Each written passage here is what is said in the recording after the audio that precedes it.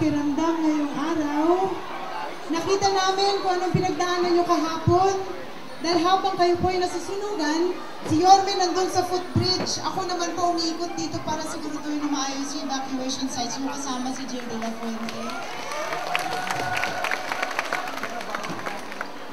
Hindi ko man masasabi na maging okay kayo dahil alam ko hindi kayo okay. Pero naniniwala po ako na hinahayaan ng Panginoon ang mga ganitong pagsubok para tingnan kung kahit na masakit, kung kayo ba ay magpapasalamat pa rin. Kaya kahit na gusto nyo umiyak at magalit, magpasalamat pa rin kayo na kahit pa paano, buhay kayo at nandito kayo ngayon.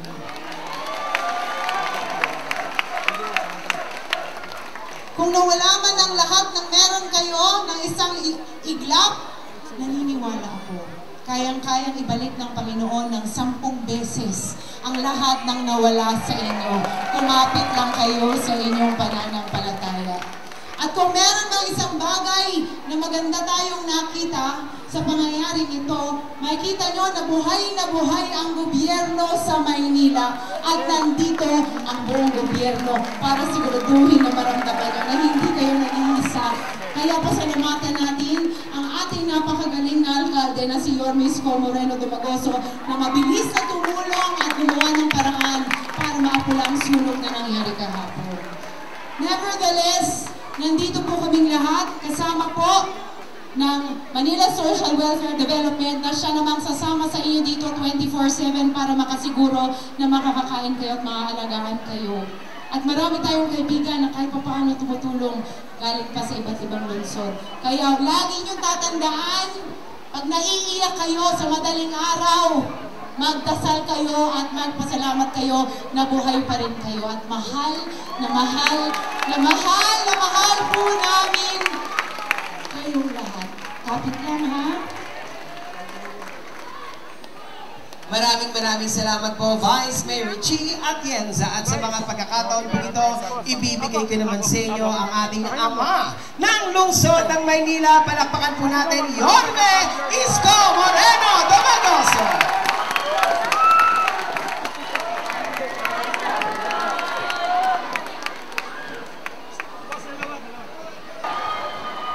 Magandang araw sa inyo. Para kayo hindi nasulugan, kami ni Vice Mayor Chi Atienza at ang inyong mga kusihal na nandito.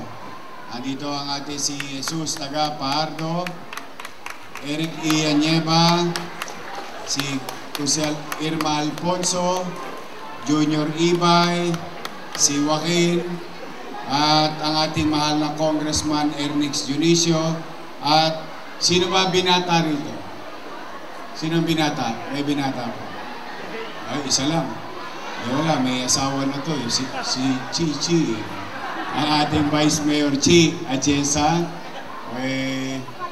Una, salamat sa Diyos, buo pa ang pamilya. Yung mga naipundar nyo, naubos. Kaya sana maging takdang aral, lalo na sa mga lalaki na nandito. Nagtatanso kayo, ayan, natanso tayo lahat. Dahil lang sa kapabayaan, panlalamang, maaari ng isang tao, libo-libong pamilya ang naapektuhan. Nasusunog na kayo, ninanakawan pa kayo ng kapitbahay nyo. Gusto nyo kulatayin ko? Ha? Gusto nyo masahihin ko?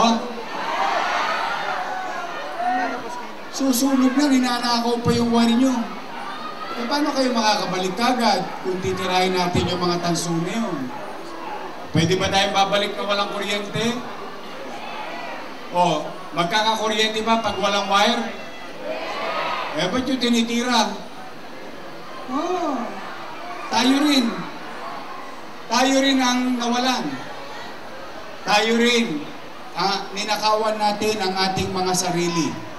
Ganon ang mangyayari. Pero huwag kayong mag-alala.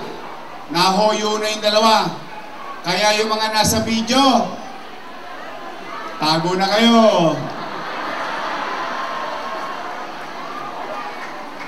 Oh, sige. Tingnan natin ha. Ito yung mga nanay, mga tatay. Gusto nyo bang ikulong ko yung mga nagnakaw ng wire sa inyo? Sa kamay ng gusto? Diba? Sarap ko niya tan? Hindi, totoo lang. Ang hirap na nga ng buhay natin. Diba? Hindi nga natin alam kung kailan tayo makaka-recover.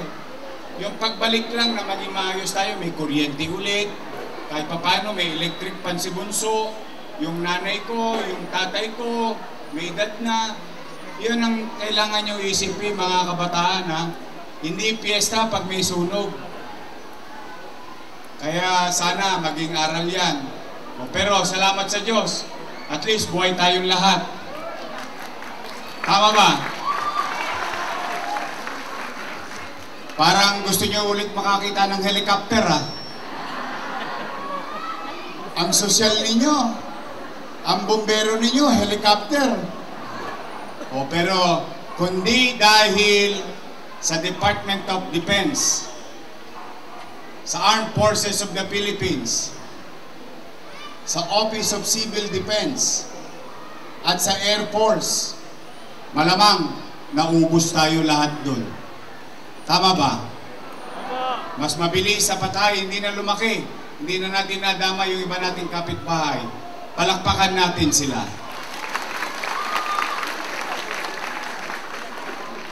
At maraming salamat sa Bureau of Fire, sa mga fire volunteers, sa mga medic na umattend. Palakpakan natin sila. Doon man lang sa palakpak natin, maipakita natin yung pasasalamat natin sa effort nila. Sa lahat ng tumulong, palakpakan natin sila. O ngayon, merong hinanda ang national government. Nakita nyo to. Sa DSWD yan. Galing sa kanila yan. Yung karton, chicha. Yung box sa plastic, paglulutuan ng chichichain natin. Meron kayong kaldero, huwag nyo ng aluminum yung ano ha. Hindi talaga kayo makakalusot sa akin eh. Pare-pareho naman tayo ng buhay ng araw eh. O, meron kayong kaldero, awali, pinggan, baso, kutsara, tinidor. Handog ng DSWD sa akin. Model siguro. Magkano kilo aluminum ngayon?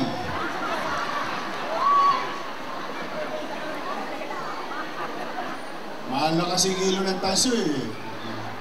Hindi, yan. Masaya ba kayo sa aming mga social worker? Masipag? Nakakain kayo agad? Palakpakan natin yung ating mga social worker. Mga take-care teacher natin. Ayan, mga puyat yan. Ayun, may mga asim pa, mga teacher. Ayun. Hello? At sa ating principal, pansamantala natin nagagamit ang eskwela. Ayan ang mga tumulong. Kasi hindi ko naman kakayanin mag-isa. Kaya ako naman yung binabanggit, sa ganitong paraan man lamang, maibigay ko rin yung kredito sa kanila. Yan ang mga kasama natin. So ngayon naman, nandito kami, ang inyong pamalang lungsod. Medyo masakit pa yung baga ko. Sama pala ng usok ngayon. No? Nasimot ko lahat kapon. Para tutujoy sa masakit sa baga. Pero hindi yon. Kaya ako nagpunta kasi ayaw ko nang lumaki pa. Kaya we put things in order. So anyway, sana sa ating mga kapolisyahan, palakpakan din natin dahil nahuli ang mga tulongers. At huhulihin pa. Lipat na kayo. Pag nandun kayo sa video, ay, ng mga nasa bubong, may dala pang plies no? Kakasunog na Sunugin ko kaya kaluluwa nyo. Anyway, magbago na kayo. But anyway, nandito kami ng inyong pamahalang lungsod. 865 families. Para makabili kagad kayo ng 2x2. Gusto nyo bang bumili ng 2x2? Italo nyo sa tulunges, ha? Yero. Plywood. Gamit. Panty. Bra. Wala na natin, no? Oh, kumpleto na. Sunog na. O, hindi. Pinasasaya ko lang kayo. Pero sa totoo, yun naman talaga ang totoo. Naubos lahat. Bawat isang pamilya tatanggap ng galing sa siyudad ng Maynila 15,000 pesos. Okay? Mag-iingat kayo. Mahal namin kayo. Ulitin ko, ha? Ulitin ko. Di bali tayong mahirap. Huwag tayong maging dugyot. Di bali tayong mahirap. Hindi natin kailangan maging magulong komunidad. May karapatan ng bawat tao mamuhay ng panatag at malinis. Araw-araw ko na lang nililinis yung lugar nyo. Kung po pwede ba, huwag na kayong nagtatapon sa gitna ng island. Pwede ba? Doon na lang sa bangketa. Tapos darating yung truck. Pwede? Kasi dumaan na naman ako kanina. Ang dami na namang Sharon Cuneta sa island. Balutin mo ako. Oh, mga pinagbalutan ninyo na suman. Doon na naman. Di, ilagay nyo na lang sa kanan. Kasi, pag nasa kanan ng basura, dadaan ng truck, hindi ko maabala yung mga dumadaan sa Arten. Okay? Kasi gusto ko maging tahimik yung lugar nyo. Gusto ko maging malinis yung lugar nyo. Kahit na mahirap tayo, gusto ko malinis yung lugar ninyo. Maaliwalas para sa inyo, hindi para sa akin. Kaya tulungan nyo kami. Itong ginagawa namin para sa ating komunidad. So muli, may awa ang Diyos. Okay, mawawala ng pag-asa, ha? Makakaraos din tayo. Makakatawid din tayo. Naniniwala ba kayong habang buhay may? Habang buhay may? Ano yung sa pare? Pag-asa. Totoo naman. Lagi may awa ang Diyos. I love you. Yung mga lolo't lola ko, nanay tatay ko, senior citizen, taas ang kamay. Oh, malapit na. Malapit na yung gatas nyo. Tatapusin ko na yun. O, mag-iingat kayo, ha? O, sabay-sabay tayo. Manila! God first. Thank you.